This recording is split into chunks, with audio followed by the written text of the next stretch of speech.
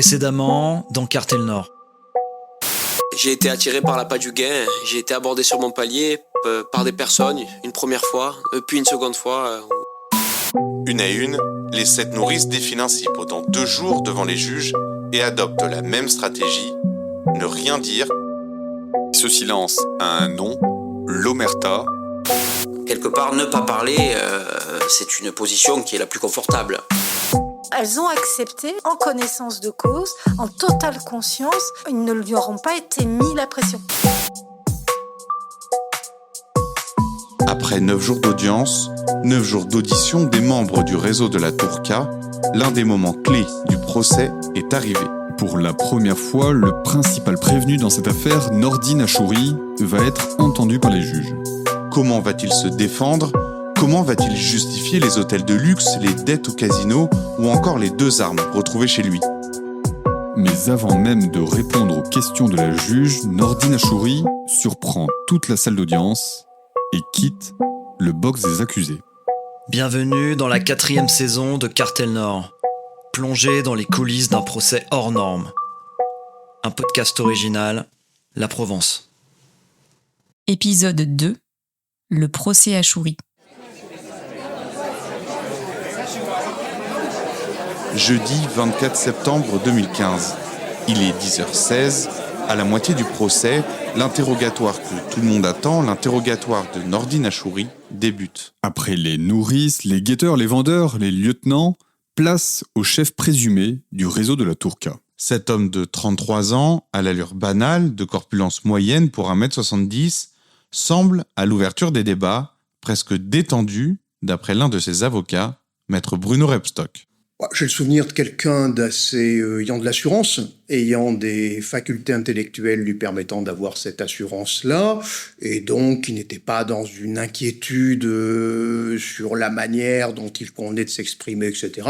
Et je pense qu'il savait très bien ce qu'il allait dire au tribunal et la manière dont il allait construire, développer, dérouler sa défense. Face aux juges, face aux avocats, aux journalistes et au public, celui que tout le monde surnomme Nono fait plutôt bonne impression. Ah oui, il était tout propre, tout beau. Quasiment en costume. Isabelle Cando est la procureure lors de ce procès. Non, mais il est arrivé, il avait quitté son habit de cité. De mémoire à l'audience, il avait le choix des tenues. Né devant son tribunal, on se montre sous son meilleur jour.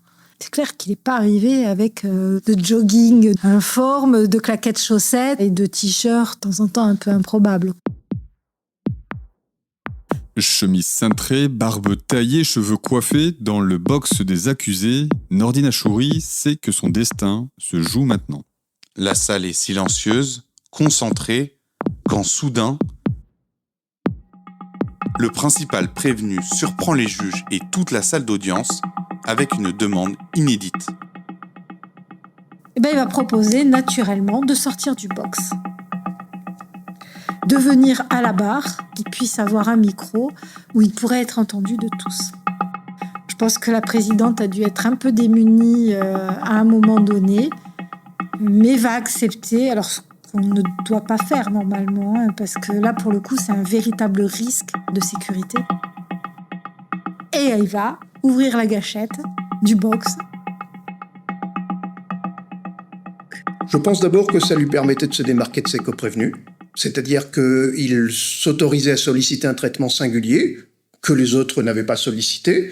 Et c'était intéressant, je pense, c'est-à-dire qu'il se singularise déjà.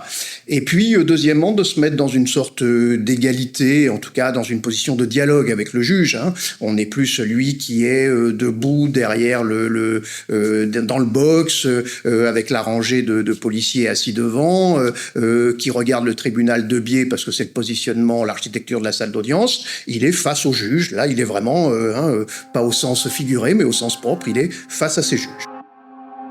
Désormais seul au centre de la salle d'audience, seul face au juge, Nordine Achouri est maintenant prêt à s'expliquer et à se défendre. Un bras de fer que le prévenu est prêt à engager car il le sait, dans ce dossier, il n'y a aucune preuve matérielle directe de son implication dans le trafic de drogue à la Castellane.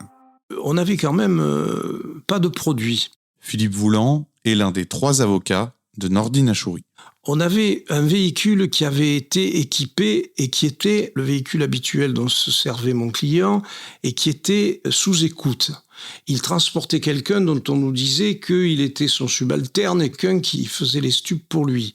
Pas un seul enregistrement ne pouvait être retourné à charge. C'est quand même énorme. On n'a pas eu de produit et on n'a pas eu de témoignage direct.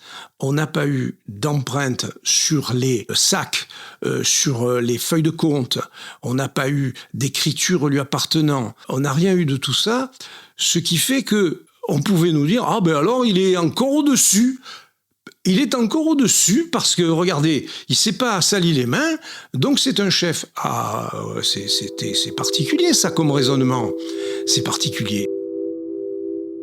Pas d'écoute téléphonique, pas d'aveu, pas d'empreinte, pas de photographie et pas non plus de témoignage accablant. Dans les interrogatoires précédents, en effet, personne n'a dénoncé Nordine Achouri, comme l'illustrent ces 3 extraits des notes d'audience lus par des journalistes de la rédaction.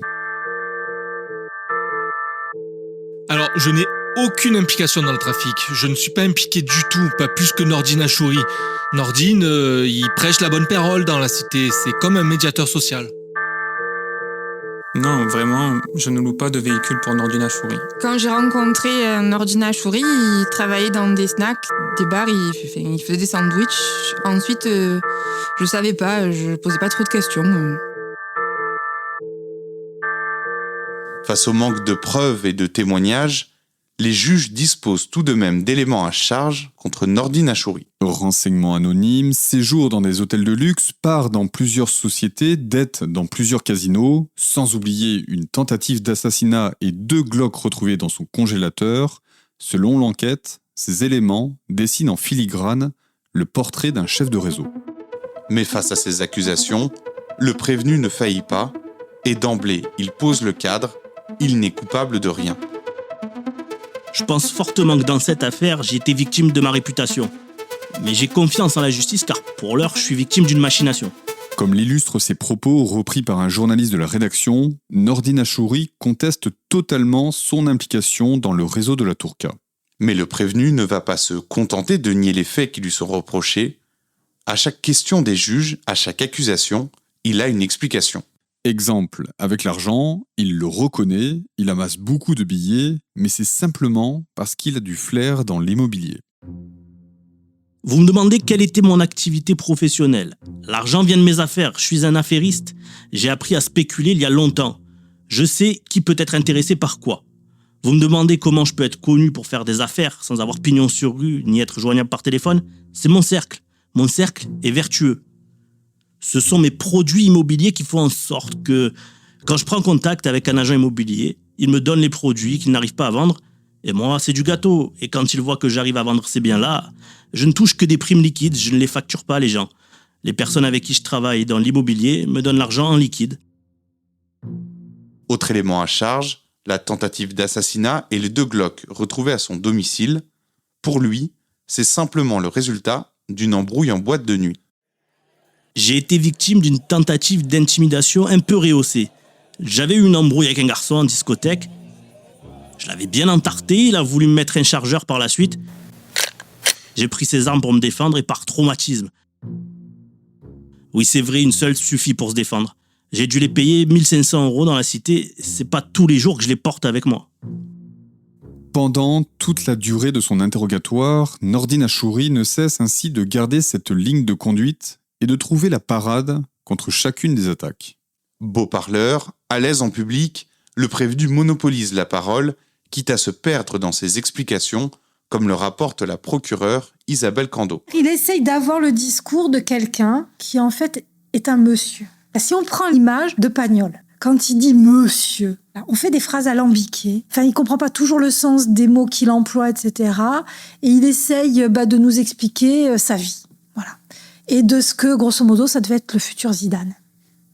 Parce qu'effectivement, il a fait du foot plus jeune. Il avait peut-être un bon niveau, mais enfin bon, après, Enfin, c'est comme ceux qu'on nous annonce actuellement HPI et qui n'ont pas réussi grand-chose dans la vie, quoi. Enfin, voilà. Ils se racontent, je suis nono, oui, je suis quelqu'un de connu, reconnu, etc., à la Castellane, oui, j'ai de l'argent, mais en fait, je fais pas de trafic. Malgré ses maladresses, ses abus de langage, Nordine Achouri est à l'aise, voire presque charmeur, devant la présidente du tribunal et ses assesseurs. Une aisance naturelle qui lui permet d'endosser un autre rôle, celui de porte-parole des quartiers nord. Tous ces jeunes sur le banc des prévenus, regardez-les. Il faut parler de ce que nous vivons dans les cités. Enlever un réseau, 2 réseaux, 3 réseaux, tous les réseaux de la Castellane, c'est très bien. Mais les petits jeunes, il ne faut pas les laisser comme des gremlins, il faut trouver une solution. Cet extrait dévoile une autre facette de Nordine Achouri, celle du défenseur des quartiers nord, des quartiers abandonnés de Marseille.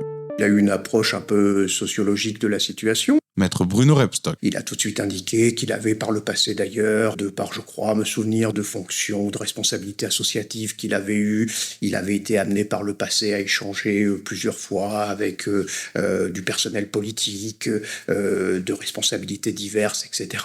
Et il avait toute une réflexion, tout à fait d'ailleurs intéressante et pertinente, sur la place de la cité, sur la nécessité d'ouvrir la cité sur la ville. Je crois me souvenir qu'il disait, mais il faudrait que finalement la Castellane soit traversée par le boulevard, par le flux de circulation.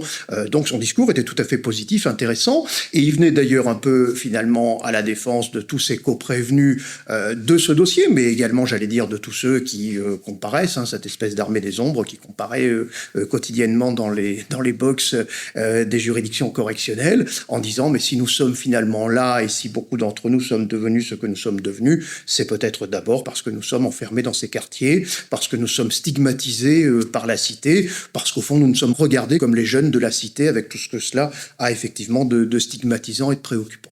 Ça ajoute à ce personnage qui est issu de la cité, il le sait, avec tout ce qu'il y a de négatif autour de la cité, mais qui en fait est quelqu'un qui veut réussir. C'est pour ça que c'est un personnage qui détonnait dans ce qui n'existait pas encore à l'époque du narco-banditisme et qu'on appelait à l'époque le néo-banditisme. Ça fait partie de ces types-là. On les a pris, alors quand je dis « on », c'est pas nécessairement nous, mais on les a pris un peu pour, ceux qui savent pas parler, ils sont dans leur cité, ils font leur tambouille, etc. et ça s'arrête là. Là, on est face à un type, il parle plus ou moins bien, mais enfin, en tout cas, il s'exprime. Et il a une volonté, c'est de s'élever. Et en fait, il s'élève parce qu'il sait faire, de toute façon, c'est le trafic de stupes. Défenseur des quartiers nord, Nordine Achouri aura tout au long de ses 1h54 d'interrogatoire surpris le public et les juges. Un prévenu pas comme les autres, dont le rôle ne s'arrête pas aux portes du prétoire. Depuis le début du procès, durant les suspensions d'audience, le présumé chef de réseau endosse un rôle de meneur d'hommes. On a eu des oppositions systématiquement à 14h à ne pas vouloir revenir dans la salle d'audience parce que ils n'avaient pas les repas qu'ils voulaient, parce que etc. Avec cette légende colportée ou pas, j'ose espérer que c'est une légende en fait, qu'on avait jugé quelques semaines auparavant un dossier corse, ou quelques mois auparavant puisque ça devait être avant l'été, un dossier corse.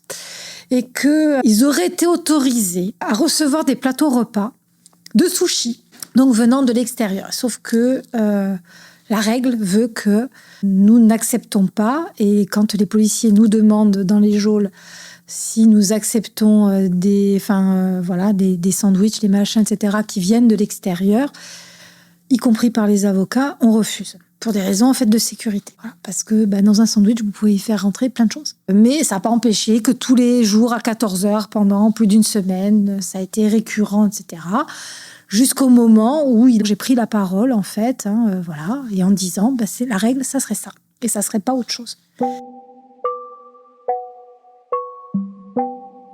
Pendant près de 2 heures, Nordine Achouri aura ainsi fermement contesté son rôle présumé de trafiquant de drogue.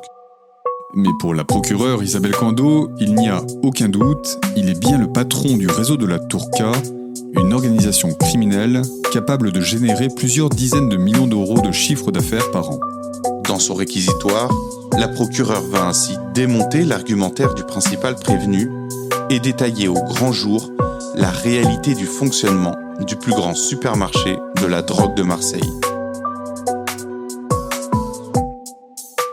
Un nouvel épisode de Cartel Nord chaque mercredi sur les plateformes d'écoute habituelles. Cartel Nord est un podcast original La Provence. Retrouvez tous les autres podcasts sur laprovence.com.